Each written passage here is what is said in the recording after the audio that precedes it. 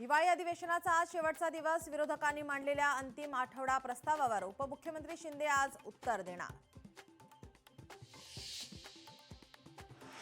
आमचं कसं एक घाव दोन तुकडे. राज उद्धव ठाकरे एकत्र आल्यास परिणाम दिसेल. अंबादास दानवेंचं वक्तव्य.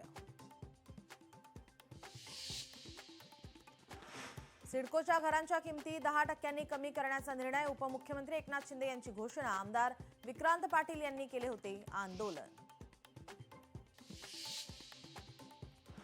विधानसभेत शिवसेना की शिंदेसेना मुद्दा पेटला. वरुण सरदेसाईंकडून सभागृहात शिंदेसेना उल्लेख. शिंदेसेना म्हटल्यावर शंभूराज देसाई भडकले. पावर काय ते एकनाथ शिंदेंनी पुन्हा दाखवलं. शेवटी भाजपाने माघार घेतली. प्रकाश आंबेडकर यांचं वक्तव्य. मुंबई मनपात महायुतीचाच महापौर होणार. मुख्यमंत्री देवेंद्र फडणवीसांचा ठाम विश्वास.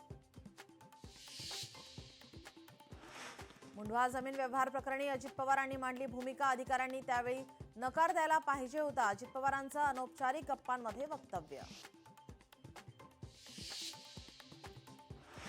थेट उंदरानेच लावला पेणमधील स्ट्रॉंग रूमला सुरुंग. स्ट्रॉंग रूम मधील उंदरांच्या करामती सीसीटीव्हीमध्ये कडक सुरक्षेतील स्ट्रॉंग रूम उंदरांनी फोडली.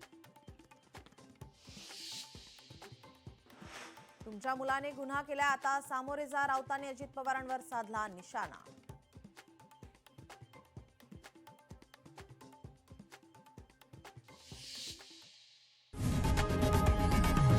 लोकशाही मराठी ऐका, पहा, जागरूक रहा.